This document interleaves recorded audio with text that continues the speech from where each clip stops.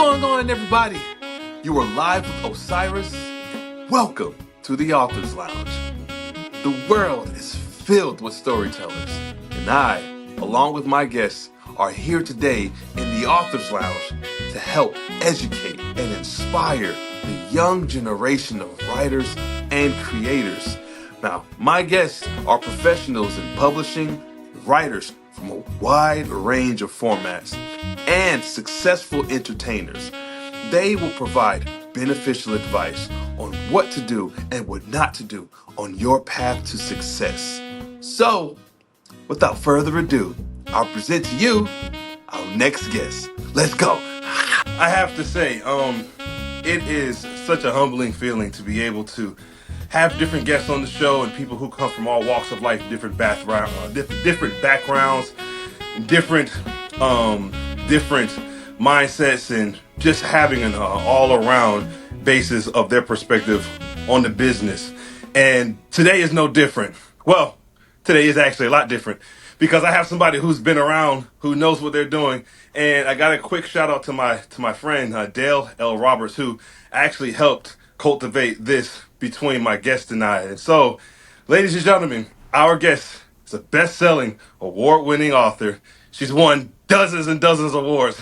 Also, she has her own platform as well, and the book launchers. And sorry, I'm all giddy. I'm actually quite excited for this. The book launchers, and there's an event that's going on next week. If you're watching this prior to July 19th, prior to June 19th, please stay tuned because there's going to be some information coming your way. But without further ado, I'll present to you the wonderful, the fabulous Mrs. Julie Broad. How are you doing today? Thank you. I'm well. Thanks for having me. Thank you as well. I know this is something right up your alley, being not being shying away from the camera and being able to actually connect with people. So actually, while on that topic, my first question in regards to that is, so I used to do a podcast, right, where it was audio only. And though I had a lot of merit in what I was talking about, it seems that once I completely changed the format and put my face on the camera and smiled, it seemed like it helped out immensely with connecting to people. So for you, you do this all the time. So how much of an effect does actually presenting yourself on camera differ than not being on camera and still projecting your voice as a whole? Yeah, it's interesting because I think because we've grown up kind of watching TV and seeing those celebrities, whether you're watching YouTube or Netflix or whatever it is that you watch, that face on the TV becomes a bit of a celebrity to you.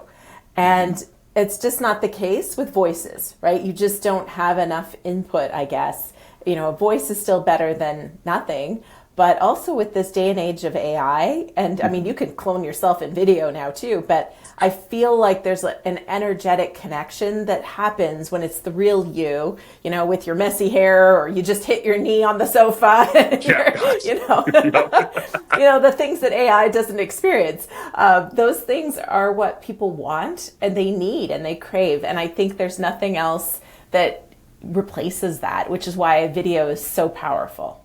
Yeah, and on that topic of AI, I was speaking with, who did I have, a recent guest on that I had on? Somebody in the entertainment business, but it all correlates, right, with AI, whether it's AI creating books or AI creating screenplays or being a part of a film. But I've heard several of your takes when it comes to AI, but I'm really curious now that how sophisticated the material is out there with artificial intelligence, and much like you said, can clone the entire being of a person, down to the voice. It doesn't quite replace the soul of it, but what are your thoughts, right, for somebody who's actually just getting started as a writer, but they're up against that conglomerate of AI? Like, what do you say to be able to navigate around that? Yeah, I think you have to lean into your humanity. And this is where I also believe, you know, authors may not want to hear this, but this is where you have to come out from behind that keyboard and get to know your reader. That's part one. And part two is an okay book is not good enough. You have to write an exceptionally good book for it to stand out because AI can churn out books that are fine. and good even.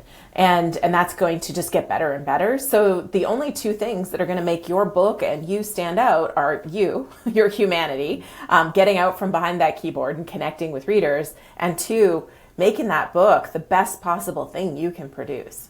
Absolutely. And on that mark, right, with the books, one of the more interesting pieces that I've learned just as writing a book. And actually I watched one it wasn't a full episode of yours today, but it was really you promoting what's about to happen next week. Yes. But in it you spoke about hold on, I'm losing my train of thought. I just heard my kids outside. Allow me to carry on here.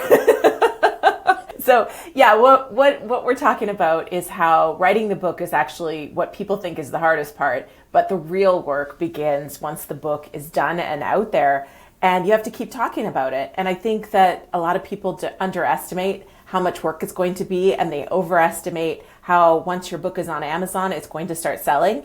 And that is just not the case. And as there's more and more books coming on the market than ever before, because AI has made it easier, you have to work just that much harder to make sure your book is being found, and not just found, read, referred, recommended, reviewed. All of those things are so important. And that's all going to take strategy and tactics and ongoing execution of all of that stuff. To kind of quickly caveat off of what you were talking about with the marketing, how has it been, right, when it comes to different marketing strategies per the genre, right? You wouldn't market a book for a children's book in the same manner you would a horror book. So, like, in your experience, what have you learned that has helped as a whole? Yeah, I mean, my expertise is only in the nonfiction space. So fiction authors are always getting mad at me, wondering why we don't do fiction. But the reality is there's so much that is different, kind of to the point of the question, is that it is so much, how you're going to reach children's books or children's book audiences is very different than how I'm going to reach somebody who wants to get self-help. So we've really chosen to focus in on nonfiction. Now, some of the basic principles apply, right? Building a platform. Every author is going to do better if they have a platform, which means they've got email addresses of people who are interested in their stuff. They have other people in their audience, whether it be podcasts or social media or, YouTube. Those all things are going to help. Now, one consideration with some people, and this happens in nonfiction too, is sometimes there's a difference between your buyer and your reader, right? So you're actually marketing the book to two different people sometimes. This is often the case with if your book is for, say, a college student, but college students are probably not buying your book, right? It's the parent that's buying the book, or a relative, or some sort of a mentor. So it's also understanding who is that buyer and who is that reader, and how are you going to reach them? That's also really, really important. And that changes with genre, whether you're, and I'm focusing on nonfiction, but you can apply that same principle to whatever it is that you're writing. Nonfiction, so that's certainly an area that I'm not an expert in by any stretch of the imagination. In fact, I've verged more into the fiction area, but it is intriguing to hear like that kind of a breakdown with it. It's kind of similar to one second, baby. It's kind of similar to Dale in the conversation that I've had with him regarding the marketing strategies for nonfiction books. So another question too. One of the things that I've watched several dozens of your episodes just within the last month, but I've definitely been a regular on yours. And one of the other things that I remembered, it's like two things that's sticking out to me is branding. I know you had mentioned in the past about like wearing the color blue or black pretty consistently. Dale, I know his was orange. And I also understand that to be a really smart strategy for marketing standpoints. Like if you're at a conference or if you're at a meeting, you might be in either one of those colors. So, what is the exact reason, in your opinion, that really helps that be a piece of the brand as the author? Yeah, I mean, for me, it's partly simplicity, right? My wardrobe is very simple. Everything's going to match because it's either black or it's blue. And I have the odd other item, but generally speaking, it's all going to match. So for me, it's partly simplicity of life, but it's also, recognizable. And the more you show up the way somebody expects you to show up, the more they trust you. And of course, we're all going for that know, like, trust feeling, no matter what you're selling. When you have that, somebody is more likely to buy it. And so I think that you have to be very conscious of how you put yourself into the world. It doesn't mean you have to show up perfect. In fact, I would counter the opposite. One of my favorite lessons of that I don't have to be perfect is I was speaking at this event, and it was one of my earlier talks, so I was still really hung up on doing a great job and being perfect, right? I thought I had to present perfectly. And I was on the stage, and I don't know, there was like 120 people in the audience, and I'm standing there giving my presentation, and all of a sudden, just blank. I have no, like, you just when you lose your train of thought and you're like, what was I coming into this room for? It was like that. But I just was standing in front of 120 people going, crap, I do not know what I was talking about. And I kind of paused and I went, oh, and I just told the audience what had happened. And I just picked up, where I knew my next point was going to be. After that talk, I had multiple people come up to me and say, what a great presentation. And they referenced that moment, and they just were like, it was great content, but it was in that moment that I was like, oh gosh, I like her, right? And I realized, perfection it doesn't create connection, right? If you're perfect, nobody can relate to perfect. And so I think that bringing your humanity is important, and that's part of your brand. So kind of consciously figuring out these things and knowing that you just need to show up as yourself, right? Show up as yourself in your best version of yourself, but show up and do that consistently, and you'll build a strong brand. Show up for being yourself. That you couldn't have said it any better than with how you just said it, because that what I've learned just in life in general is being somebody that represents authenticity, and doesn't necessarily have to be someone who goes through a checklist and checks the box and say I'm this, I'm this, I'm that, but just being natural, being who you are. Sort of like me with my children right now, and it's or you being on stage and kind of completely blanking out, which I can certainly relate to that. I love the idea of being able to still have an audience recognize the genuine forgetfulness of a moment and still supporting the person, and it just shows how experienced you are. And even if you weren't experienced at the time, it looked like you may have been just based on how it rolled off. But when it comes to not just your image, right, but in the words that you write, and being able to where's that passive voice versus I'm drawing a blank. I know it's passive Active, voice and active active. voice. Yes, yes. Between the two, which one resonates more with you as a writer? Passive is With you, boring. sorry, with you being the Yeah. writer. Sorry, Yeah, yeah. yeah. No, passive is boring. I'm really, my hashtag is no boring books. So I don't want to write passively. I want things to be active. I like things to be not about me. So even if it's a story about me, I might try to bring the reader in. Again, this is nonfiction, not fiction, but I would, rather than say I was standing there looking for the milk, a boring story, but I would say imagine staring in the fridge and you don't see the milk and you need milk, right? Like put the reader in that situation versus always talk from I. But yes, I'm a big believer that it should be active voice always, or at least 90% of the time, because you want, especially in nonfiction, you want somebody to pick up the book and not put it down. And that means you have to engage writing techniques and storytelling, because we've had medical doctors make medical books fairly interesting just by turning it into a concise, active voice and telling stories. You got it. You gave me an idea, and not just now, but you made me remember about something that I also heard you say. Right now, if it's not obvious to people who are listening, I'm a huge fan of Julie and her show. One of the other things that had stood out to me was taking your content and actually making that a book. Is that now? How do you, so like, for example, like this? I don't know necessarily how I would be able to take this show, given the people that I have had on here, and many of them, including yourself, have a public or are known in the public, right? But how do you take that type of material and still project it without it defaming the people who are you speaking about, even if you're speaking on the facts that came from the show? What are your thoughts on that? That's a really multi-layered question. So I think the first thing, if we drill it down to the basics, is if you've had a bunch of interviews on a show, and we've had authors that have come to us that have lots of podcast episodes. Number one is to kind of almost forget about all the shows and distill it down to what book do you want to write? What is the core theme? What is this book you want? Now, if you're kind of going, I don't know what the themes are. I mean, AI is so good at synthesizing data. Just load your transcripts into Chatty and ask it to pull out 5 themes. And then see which theme gets you most jazzed. Like, which one are you going to be pumped about writing a book about? And now figure out, okay, what's the outcome of the outcome for that reader? So what am I going to deliver, and who is that reader I'm delivering this to, and how am I going to have something special and cool in that to deliver them? So now you've got that. Now create your outline and then go back to your content and bring it in.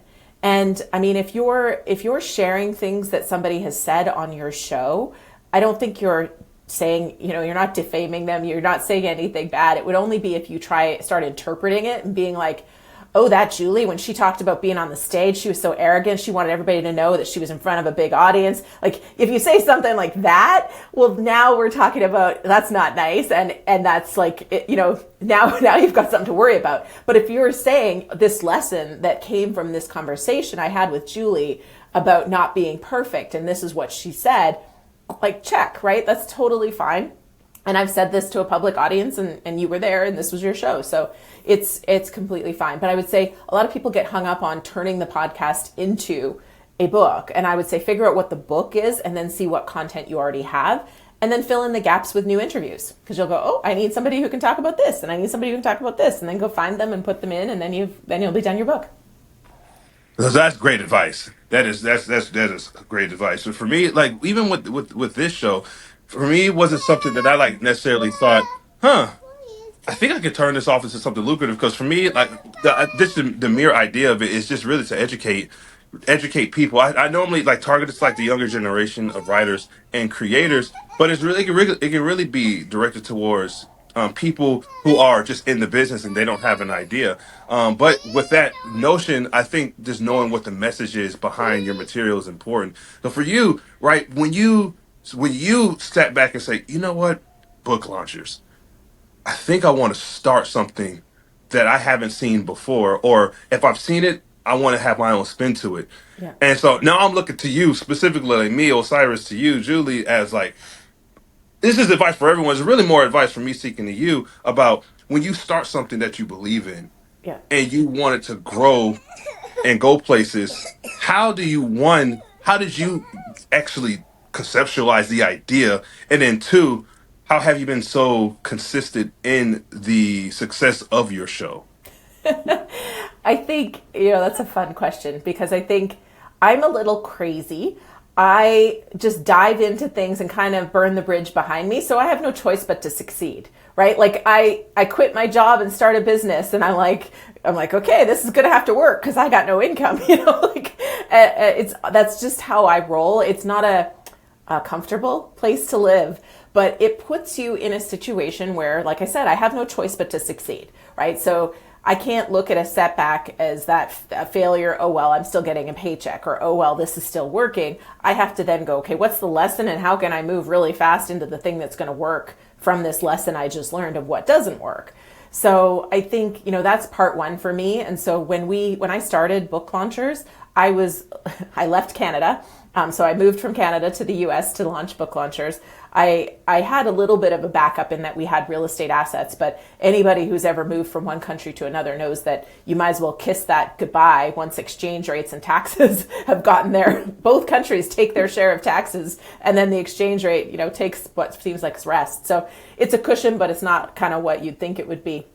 So yeah, so that's the crazy part. But I think the other part is really knowing, at least for me, that I'm going to be of service. So everything I've ever created, and this is really the third kind of business I've created, I'm serving myself 5 years ago or 3 years ago or 2 years ago or whatever, wherever I was. So I know that person, their hopes, their fears, their challenges, the things that are hard. So when I create the content or the product or the service, I'm serving that person. So I think that really helps because I know that person intimately. And so you come from a place of, it sounds like just sheer hunger, almost like a survival instinct of, I have nothing to fall back on, which I'm sure, like in actuality, just given your experience, that if you were to completely start over, you probably would do just fine, but with what you're doing, right? Because you're very much an entrepreneur as well.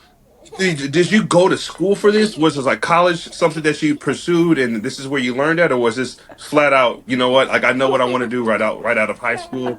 I'm going straight for it. Oh, I love it. So the funny part is, when I was a little girl, I really wanted to be a writer. People told me writers didn't make money. So I ended up in business school. I did a BCom and then I did an MBA. And when I did my MBA, I really had it in my mind that I was going to start a business. And I thought the MBA was actually going to teach me how to start a business. And really and I'll never forget this, when I was getting ready to graduate and they're prepping you for all the interviews you're going to do, it was like, wear a brown suit for the first interview, wear a blue suit for the second interview, and they're just grooming you to be this little corporate drone. It is unbelievable. I think there's better programs today than there was when I went through, but still, looking back, I think, well, did I benefit? I mean, maybe in some maturity, but what really taught me was getting out there and taking action. Like at the end of the day, and so I could have saved a lot of money on school and just started taking action and fail faster and, learn quicker, because that's truly, for what I'm doing, I think has been the best benefit. And no, there's no real, I don't think, again, there might be better programs today, but when I was going through, there was nobody that was teaching you how to bootstrap a business and do what I've done.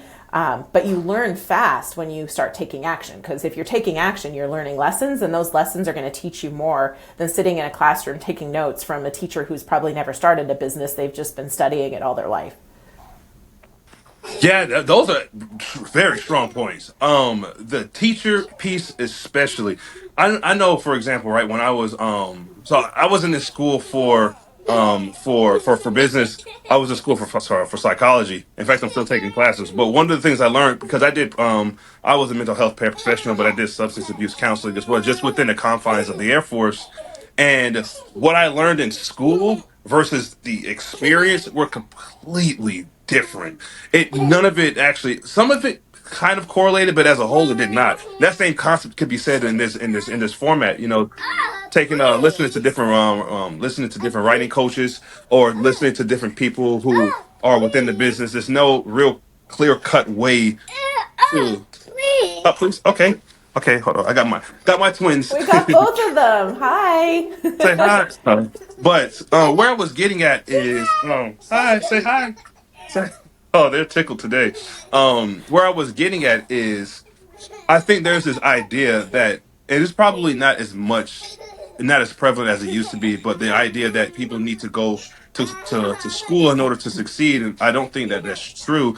I think there are like certain aspects of school that is necessary to go to that next level, depending on like if you want to do medical or if you want to be like lawyer. But I think in this particular business, the publishing business or even the entertainment business, it's not necessary. The experience to be the best teacher.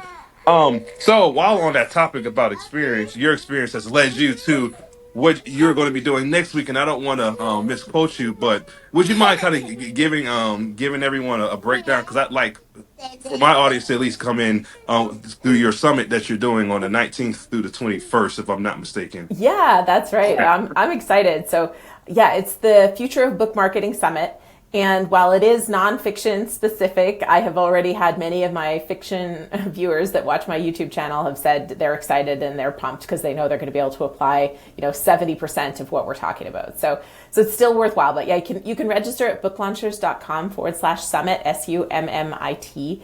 And it's 3 days, 4 hours a day. So each day we're going to cover 4 hours. If you can't make it all, there will be replays available through to the weekend. That's it. So through to the end of Sunday, we'll have the replay available. And then after that, it's just going to be in our community. That's a paid community that we have. But we've got guest speakers like Dale is coming in, Mark Leslie Lefebvre from Draft to Digital, some other fabulous folks on podcast pitching and so much more. And then my team, they've been working hard putting together some presentations as well, because my team, as much as I'm the face most people see, my team, they're the ones that have worked with 800 plus authors, like in the trenches, working on their marketing and their ads and all of those things. So I'm really excited to see their presentations that they've prepared. And all of this is because we're launching brand new book marketing software. So we have phenomenal, it's called Author Launch Kit, and it's going to take your book into orbit as we walk you through, how to, not just how to pitch to podcasts, but it actually will give you a list of podcasts and the submissions and the and information for media, for bookstores, for your social media calendar, press releases, all of these things. If you fill out a survey and whatever you put in there, if you put in good stuff, you're gonna get good stuff out the other side. If you put in garbage, you're gonna get garbage. But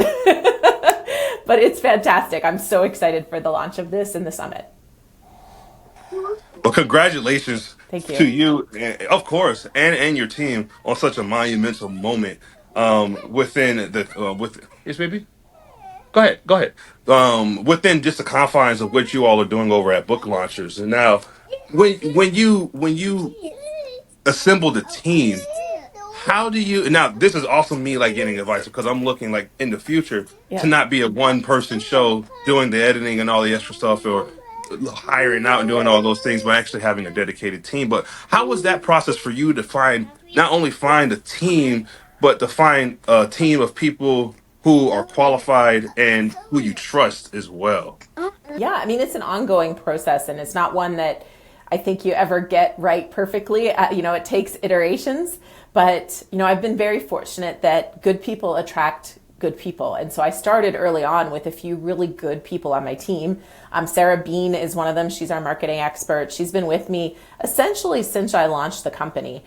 She was a contractor at first, and then she's been full time with us. I think she's coming up on her 7-year anniversary with us. So, and then she's attracted people to the team, and it just kind of goes from there. So I think if there's one piece of advice I can kind of drill it down for you is hire your very first hire when you're ready to have like an actual employee, because that's contractors are a little different, right? They function a little different, and they will attract other people to your company, but not in the same way that a full-time employee. So when you're hiring your first full-time employee, hire somebody that you feel like is a stretch to afford, but they're going to be extraordinary, because that is going to lay the foundation for everybody else that you're hiring after that person.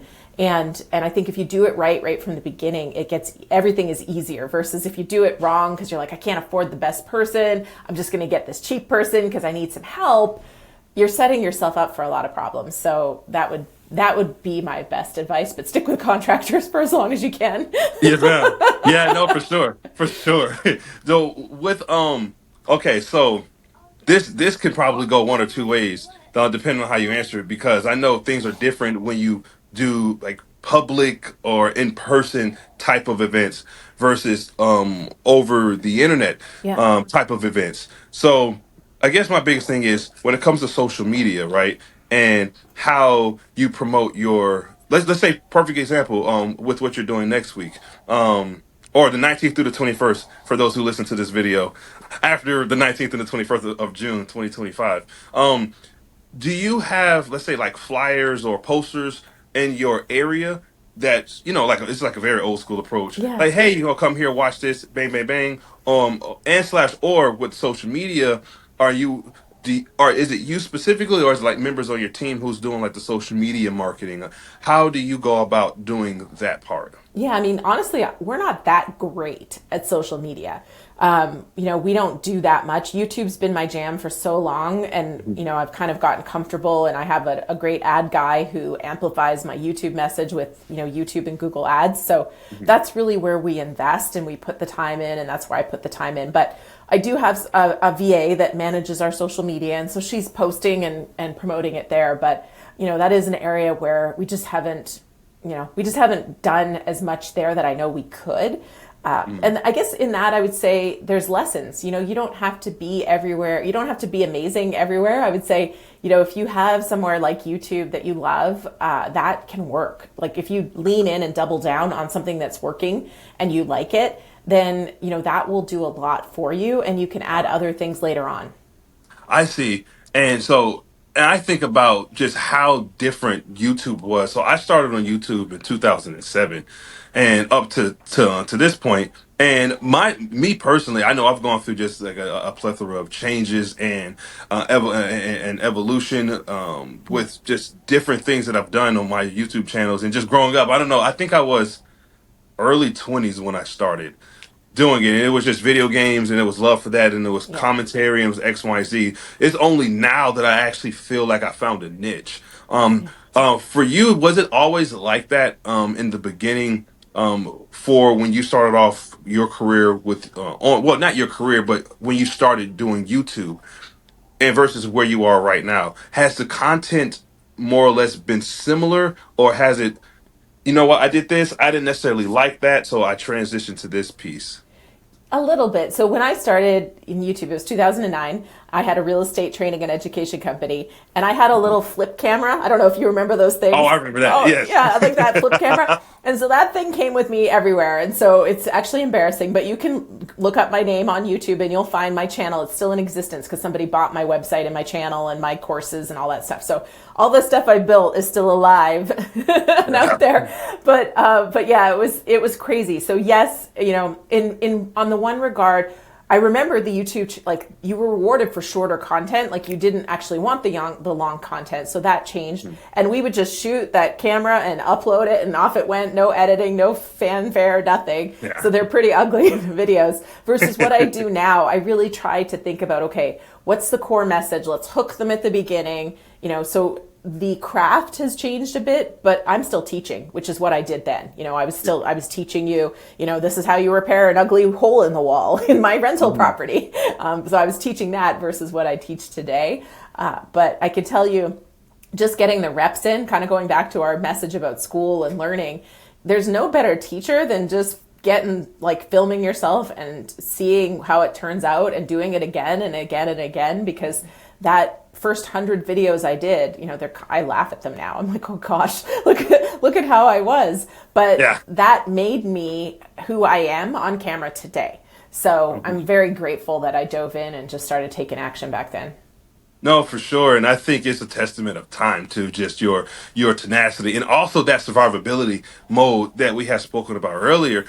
I certainly think that helps. In meeting people that have all of these fallback plans, I think naturally it makes the person not push as hard as they could if there was no safety net in general. Like if hey, we're in the sky, we're I don't know 30,000 feet in the air on a plane, and here's a parachute and you push them out, they can activate it. But if you just say, "Hey, look, you don't have a parachute, but trust me when I say you will be okay. There's something there that'll catch you." Some people are more likely to not take that chance because they don't see it. They see nothing, and they're just that fear. It's kind of like walking out on faith or walking out on hopes of I just believe that this will work, and nobody else can really sit there and see it. So how often did you encounter people, even if they were within your own family, that didn't believe in what you wanted to do, and you did it anyway? I mean, a lot. I'm very fortunate. My parents have always, I don't know, as though they always believed what I was doing, but they always supported me. So, Yeah. so I was very fortunate that my parents were always the kind of people that said, you can do whatever you put your mind to and go do it. So whether they believed that I was going to do this, and believe me, they did not want me moving to the States. I was pregnant with our son. I'm starting a new business, moving to a new country. My husband was going to be, focusing on his acting career, which is always a fun little journey. So, I was going to be starting a new business to feed us. So yeah, they were not enthusiastic about this, but at the same time, they were always the kind of people that were like, whatever you want to do, we support you. So I was grateful for that. But I've definitely had, I have a lot of friends that are not friends anymore.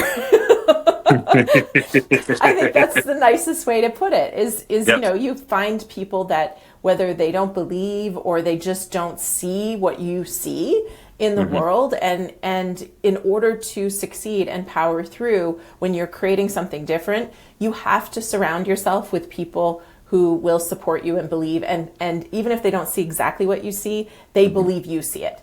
And that is a huge difference in where you're going to get. And it's actually interesting because a friend of mine, he's now, he sold his first, well, actually wasn't his first company, but he sold the latest company for $500 million, and he's building one that's even bigger. And when you surround yourself with people like that, you see they're thinking differently. And so that's really what I seek out in the people around me. And I would say that that's kind of how I've always done is I seek the people that I can learn from and grow around. And Yeah. that's why I have different friends than I used to have. I missed some of them, but you kind of, Yeah. to grow and get where you want to go, that's sometimes what you need to do. Absolutely, the sacrifice or the letting go piece. The got to cut off the biblical cord, for figuratively speaking, and um, you saying what you're saying makes me really think about just the mindset that I'm in now versus where I was even a year ago. And I think that being stagnant is an easy way to live a life that may not be one that you will be satisfied with. Maybe for some, I know for me, that's just not that won't cut it. Yeah. I have to continuously move up, in some form, whether it's at turtle speed or if it's at breakneck speed. But I do agree with you in that notion of sometimes people just they just, for lack of better terms, they're just not friends anymore. It just didn't work out and you're just not really in alignment with them. And for me, one thing that I've learned even in this year alone, and having a bigger social circle of people who are doing things like from you to Dale to other people who I've spoken with, is the one thing that I've learned that everyone has in common. Everyone who's been here and that I've seen this in this type of format is there's an obsession with wanting to create consistent work, whether that is actually whether they're writing it or they're filming it or whatever it is, like their niche, like you, for example, with this platform that you have, the obsessive thought of I have to go. There's no other option is what I think separates many people from being going from good to great. So I'll ask you just a few more questions. I'm sorry for keeping you over the hour, so I'll It's ask you okay. just a couple more if that's okay. If I Yeah, have a let's do couple more it. questions. Okay. Um, so I guess my second and last question is um with book launchers, right? Like the longevity that you had, that's been going with it for such a long time. I know you're launching some more material, but is there a like what's the plan, or better yet, what's the vision now? With where you are now versus I guess 3 to 5 years from now. I don't know if you tend to set out that far. I know I don't tend to set out that far, so I No, just kind of I go with the flow. Yeah, I don't. It's funny because when I was moving to the US, if you'd asked me 3 years prior to that, that wasn't on my radar. So I don't quite plan like that. But I do look at where are things going? Where can we be of value? And so to answer your question, I mean, a big part of where I see the company going is why I'm launching the software.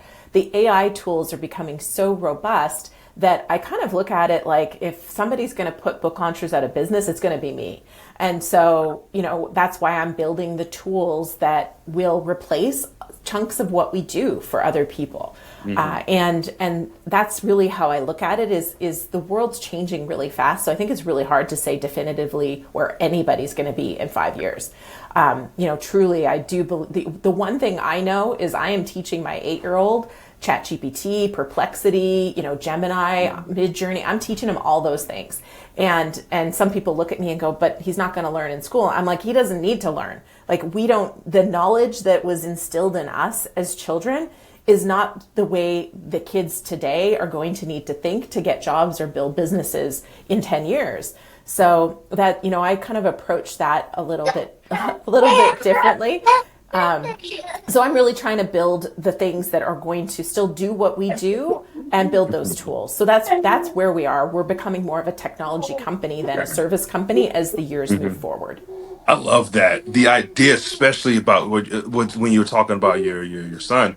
Like me, conveniently, my son walks in, right? Because one of the things that my wife and I are teaching our children is the importance of like not only establishing ownership, having your own IPs, but actually going out there and just creating your own lane, Yeah. not necessarily like waiting for school systems. Depending on where you go, some are greater than others. But I am a firm believer that most of what they may learn in school may not even be applicable when they graduate. And so teaching them now, like so, all three of my children, they are all autistic, right? All different forms of the spectrum. Yeah. But one of the things early on that we taught them was the importance of reading, the importance of writing, and the importance of eating a certain way, eating well, and exercise. So all three Yep. of them are active. They exercise. Um, that really didn't have any correlation with what I was going to ask you next. It's just that I can surely relate to It's it. important. Society. Yes, ma'am. Oh no, for sure. It is for sure. Goodness, what should the last question be? Because I had three different ones. I guess to end it, and if I could think of the other question I wanted to ask you, hold on, baby. If I could think, I'll just send an email. But what is your advice for anybody? I know earlier we talked about with AI, right? And how do they go against that? But as a whole, whether they want to start a business, they want to write books, they want to go out there and do public speaking. Yep. What is the advice that you have, given your experience, on how someone can get started and stay consistent? Yep. The missing piece is action, right? I mean, it's simple as that. It's as hard as that, but it's as simple as that. They just need to do it. There's no perfect time. People who are waiting for the right time. It always breaks my heart when somebody says, I want to write a book, but my story is not finished yet and it's got to have this perfect bow. Well, let me tell you, like, life doesn't work that way. And probably when there's a perfect bow, that's because it's on top of your casket and it's over, right? Like, I'm sorry, but it's true. So there's That's no so deep. perfect time. So don't Oh, wait for it. I love. Sorry, I was not cutting you off. No, it's okay. That was really good. The perfect both. Oh man, man. Sorry. Okay, sorry. Please, I didn't mean to cut No, you no, off. that's it. That's my point. I was really just filling in the gaps while I saw you putting your son down. So I was just kept going. Yes, ma'am. That is that's really deep. That's almost poetic as well because it's true. I think most great ideas are in the graveyard, and many people don't ever. I remember I went to a graveyard just to film a content. I didn't film like the actual tombstones. I went on top of a hill, and I had the camera aimed at behind me was the back of tombstones. So like nobody's name was revealed, but the concept of that was I just felt. I don't know. I was just driving and I saw a cemetery. I said, I think I want to, because I knew I was going to like film something, but I didn't know what. And I saw that. I kind of got my camera stand, put the camera on, and I just hit record, and the rest was history. But it wasn't, to me, the message is important about Yeah. you just have to go. You just have to. You just have to kind of have that, you know what, just do it mentality, or I'm just gonna go and see what happens. I might fall flat on my face, but whatever. And I also think too, Julie, that many people look at money and how they spend it as like as some sort of a burden when it should be viewed, or I won't say should, but ideally, I would encourage them to view it as an investment. Yep. Like whether it's a course or the books, or hey, purchase a book for I don't know, spend $1,000 on your books because you want to give out half of them and the other ones you want to do something with. I think it's all a matter of perspective, but um, I won't hold you up any longer. Thank you so much for coming on to the show, Julie. Any closing remarks? Oh no, it was my pleasure. Thank you so much. And for those of you listening, I hope to see you either at the summit or if it's past, come over to booklaunchers.tv and hang out at the YouTube channel. Love to see you there. Yes, ma'am. Thank you so much. Please don't hang up. I'm just going to say like a couple of things to you after this is over. Then Okay. you'll be good to go. But hey, thank you all so much for taking the time out of your day to tune into today's episode. You got Julie Broad from Book Launchers, her wonderful team, my children who decided to crash the party, and myself. So hey, it's an eventful episode. I'm sure I'll look back at this and listen to their innocent voices when they're like in their 20s and love this moment. Love this moment. Hey, thank you all again. You all take care, and I'll catch you next time.